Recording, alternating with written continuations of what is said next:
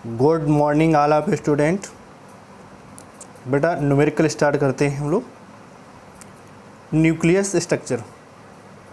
किसी नाभिक की द्रव्यमान संख्या 232 तथा परमाणु क्रमांक 90 है।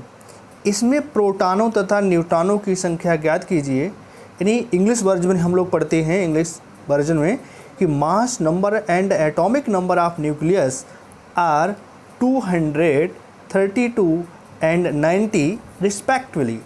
Find the number of proton and neutron in it. यहाँ से बेटा हमको क्या पूछा गया है कि नंबर ऑफ प्रोटॉन्स और नंबर ऑफ न्यूट्रॉन्स। तो इन्हीं यहाँ से क्या बेटा है कि जो मास नंबर है इसे हमने ए से डिनोट किया। तो mass number a is equal to 232, atomic number z is equal to 90। Proton और न्यूट्रॉन हमें फाइंड करना है बेटा। तो proton is equal to atomic number. जो प्रोटॉन होता है वो किसके इक्वल बेटा होता है? वो हमारा एटॉमिक नंबर के इक्वल होता है। तो एटॉमिक नंबर बेटा हम यहाँ से हमें कितना प्राप्त है? यहाँ से को 90 प्राप्त है। यानी प्रोटॉन बेटा आंसर कितना हो जाएगा आपका? 90 हो जाएगा कि प्रोटॉन बराबर एटॉमिक नंबर। अब बात हम लोग बेटा करते हैं न्यूट्रॉन। तो न्यूट्रॉन क्या है? A minus z. ठीक है बेटा, यानी कहते हैं कि mass number minus atomic number, या कह सकते हैं mass number minus proton numbers. 232 minus 90 is equal to 142। Question number 2 है बेटा, कह रहा है कि find the ratio of radius nucleus having mass number 1 and 8। यानी यहाँ पर बात कहा गया है कि क्रमानुसार, यानी 1 और 8 द्रव्यमान संख्या वाले दो नाभिकों की त्रिज्याओं का अनुपात ज्ञात कीजिए। यहाँ से आपसे त्रिज्याओं का अनुपात ज्ञात करना है। यानी A1 दिया गया आपको 1 और A2 दिया गया 8।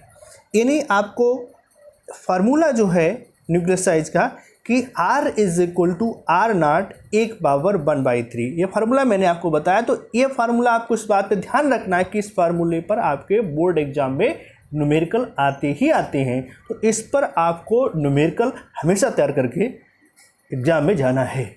ओके बेटा।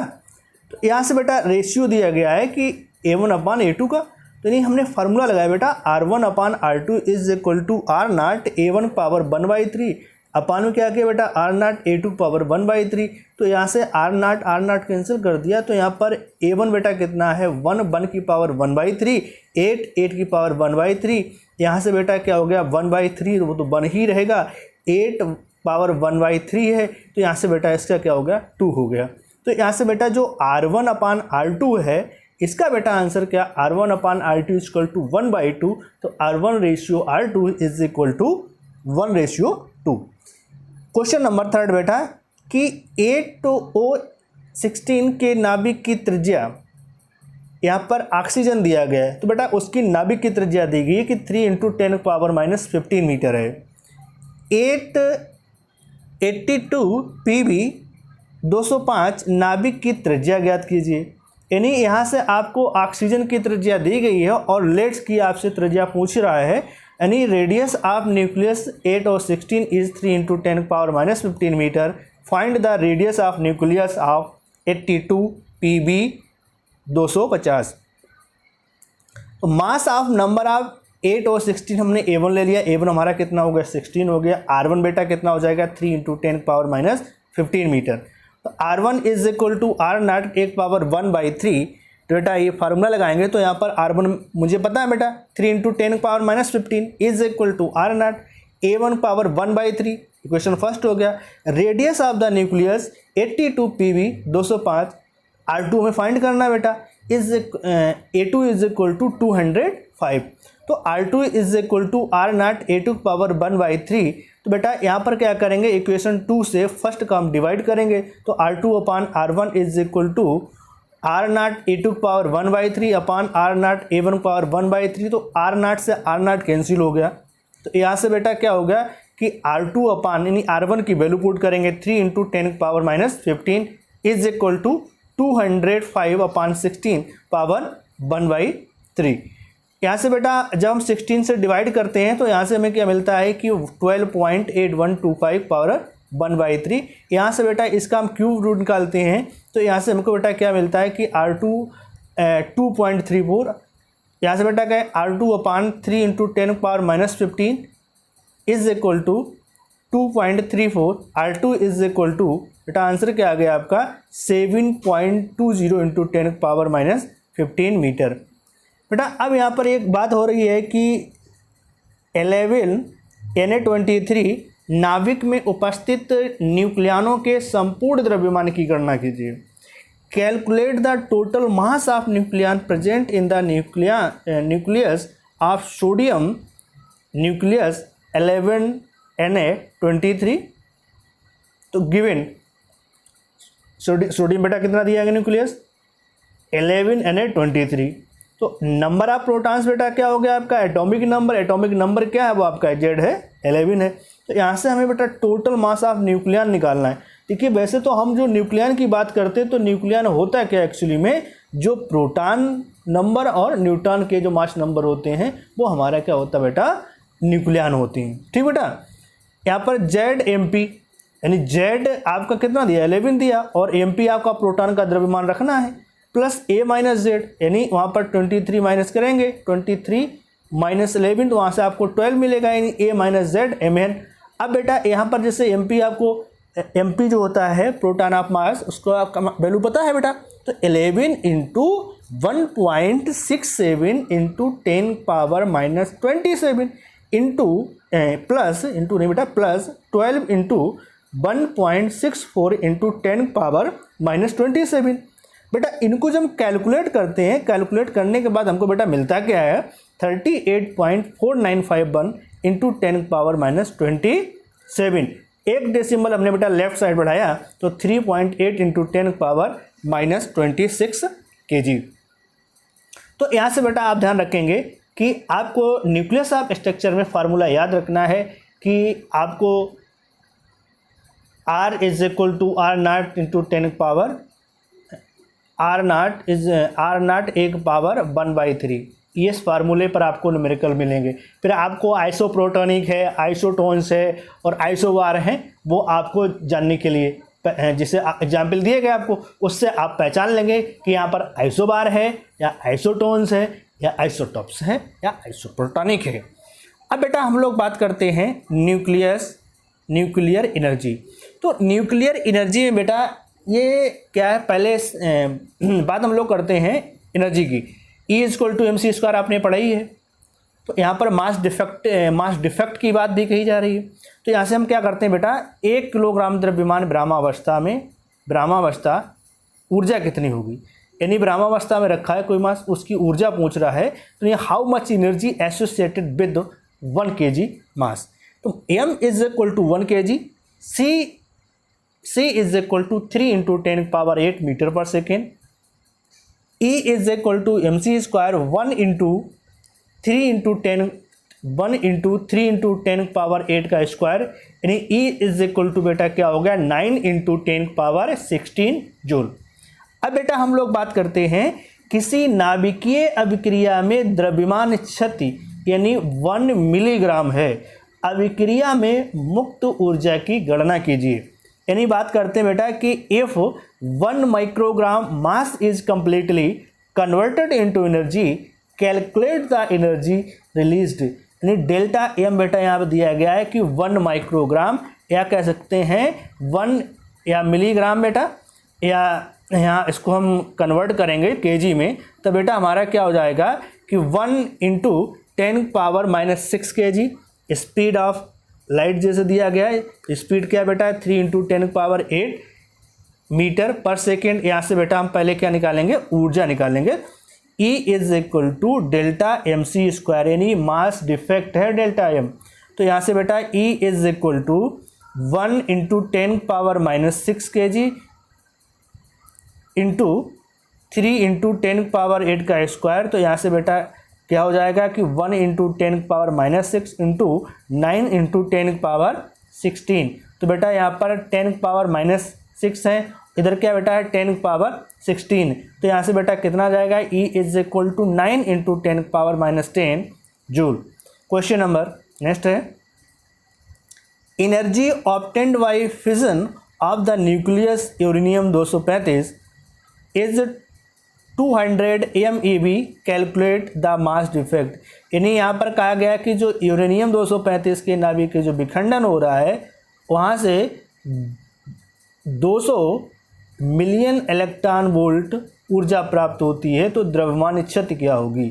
तो द्रव्यमान क्षति क्या होगी? अब जैसे बेटा यहाँ पर E दिया गया, E क्या है कि 200 MeV, यानी M का मतलब मेगा, यानी क्या हो गया, हमने कर दिया 10⁻6 EV। तो EV बेटा क्या होता है, 1 EV 1.6 इंटू 10⁻⁻19 जूल। तो यहाँ पर बेटा हम मल्टीपल कर देंगे, तो यहाँ से जो हमको E प्राप्त हो रहा बेटा है 3 इंटू 10⁻11 जूल। C बेटा कितना है, C की वैल्यू 3 इंटू 10⁸ मीटर पर सेकेंड। डेल्टा एम हम मुझे फाइंड करना है, E is equal to delta MC square, delta M is equal to E upon C square.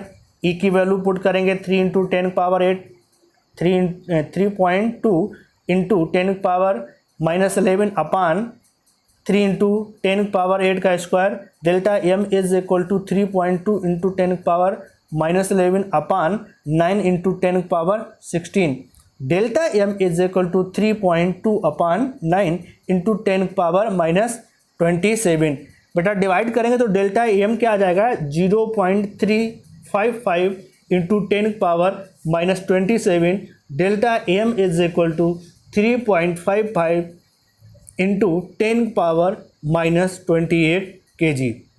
अब बेटा हम लोग बात करते हैं कि 1 किलोग्राम जल का ताप 1 डिग्री सेल्सियस बढ़ाने पर उसके द्रव्यमान में कितनी वृद्धि हो जाएगी, कि जल की विशिष्ट ऊष्मा 1 कैलोरी ग्राम पर डिग्री सेल्सियस है। यहाँ से आपसे विशिष्ट ऊष्मा भी दी गई है और उसके द्रव्यमान में कितनी ऊर्जा वृद्धि हो जाएगी। यहाँ से आपको बेटा करना क्या है, उसके द्रव्यमान में कितनी ऊर्जा वृद्धि हो जाएगी, यहाँ पर बेटा ऊर्जा लिख लीजिएगा, ठीक है, यहाँ पर ऊर्जा। यहाँ से बेटा हम लोग क्या करेंगे, M is equal to 1 kg, delta T is equal to 1 degree Celsius. बेटा स्पेसिफिक हीट मतलब 1 कैलोरी ग्राम सेंटीग्रेड, इसको बेटा हमने किस में कन्वर्ट कर लिया, किलोग्राम में, यानी 1 इंटू 10⁻³ कैलोरी पर kg degree Celsius. E is equal to MC delta T। यहाँ से बेटा हमने क्या निकाल लिया, 1 इंटू 10⁻³ इंटू 1, तो यहाँ से बेटा क्या आ गया 10⁻³ calorie. E is equal to बेटा हमने कैलोरी को जूल में कन्वर्ट किया, तो 1 calorie is equal to 4.2 joule. तो मल्टीपल हो जाएगा 1 इंटू 10⁻³ इंटू 4.2 जूल। तो E is equal to 4.2 into 10⁻³ joule. E is equal to delta MC square, यानी यहाँ से बेटा डेल्टा MC, तो यहाँ से बेटा क्या करना है, E is equal to E upon C square, delta M is equal to E upon C square. तो बेटा यहाँ से E की वैल्यू रखेंगे, पुट करेंगे, यानी 4.2 इंटू 10⁻³ अपान 3 इंटू 10⁻8 का स्क्वायर। यानी सुने बेटा delta M is equal to E upon C square, 4.2 into 10⁻³ upon 3 into 10⁻8 का स्क्वायर करेंगे तो बेटा कितना हो जाएगा, 3 इंटू 10 पावर का स्क्वायर करेंगे 9 इंटू 10⁻16। यानी अब क्या करेंगे, delta M is equal to 4.2 into 10⁻³ upon 9 into 10⁻16 से डिवाइड करेंगे, तो यहाँ से बेटा डेल्टा M जो हमें प्राप्त होगा 0.466 into 10⁻³ delta M is equal to 4.667 into 10⁻14 kg। तो बेटा यहाँ से ये न्यूमेरिकल मैंने आपको समझा दिए। तो यहाँ पर एक बार मैं और आपको बताना चाह रहा हूँ कि यहाँ पर फार्मूले याद रखेंगे, R is equal to R0 1/3, R is equal to R0 1/3। यहाँ से बेटा R0 की जो वैल्यू होती है 1.2 इंटू 10⁻15 मीटर। अब बेटा यहाँ से E is equal to MC square, ठीक है बेटा, E is equal to MC square, यानी मास डिफेक्ट की बात आती है तो Z, ठीक बेटा, Z MP plus A minus Z MN minus MN, MN capital MN last में लिखते हैं तो उसका मतलब होता है न्यूक्लियस का द्रव्यमान, ठीक है। तो यहाँ से बेटा हम लोग E is equal to delta mc², इससे भी आपका न्यूमेरिकल लगाया जाता है। इससे पहले हम लोग बाइंडिंग एनर्जी पढ़ते थे, वो अब सिलेबस में हटा दिया गया है, तो अब बाइंडिंग एनर्जी के आपके क्वेश्चंस नहीं आएंगे। तो अन्य वैसे तो हम करा देते, लेकिन अगर आपकी इच्छा होगी तो आप कमेंट में बताएं, तो हम बाइंडिंग एनर्जी के भी प्रॉब्लम्स करवा देंगे, ठीक है। और आपको कुछ क्वेश्चन उस तरह के ध्यान रखने हैं कि जैसे आपको आइसोटोन्स पे रखने हैं, आइसोबार पे और आइसोप्रोटॉनिक पे, ठीक है। और जैसे हम लोग बात करते हैं कि 1 AMU is equal to 931 AMeV, ये भी आपको ध्यान रखना है, ठीक बेटा। अब हम लोग बात करते हैं, अब जो है बेटा, अब आपने अगर यूट्यूब चैनल को जो नए लोग देख रहे हैं तो उनसे ये कहना है कि चैनल को लाइक कर लें, सब्सक्राइब कर लें और शेयर कर दें, और जो भी आपके सजेशन हो वो आप कमेंट में बताते रहें, तो उससे और हम वीडियो को इम्प्रूव करते रहेंगे। और चैनल फिजिक्स का ज्ञान वरुण सर, और 9455879364, ठीक है बेटा, इस नंबर पर आप कांटेक्ट कर सकते हैं। एक बार और आप लोगों से कहना है कि फिजिक्स का ज्ञान वरुण सर, जो नए लोग इस चैनल को देख रहे हैं वो लाइक कर लें, शेयर कर लें। और अब मैं अपनी बात को यहाँ से समाप्त कर रहा हूँ, ठीक है। अब हम आप लोगों को धन्यवाद